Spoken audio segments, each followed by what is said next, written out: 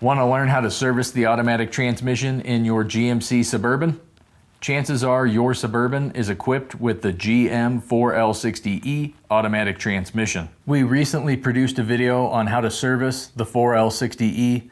Some aspects of the job are pretty straightforward, while other aspects are not. In the video, I touch on some common pitfalls and how to navigate around them. Check out the video for free by visiting the Southpaw Autoworks YouTube channel. Links to both the channel and this video can be found in the video description down below.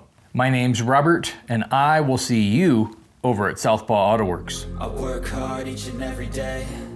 I get lost in the words I say. I don't push pause, no, I push play. I won't stop till I hear him say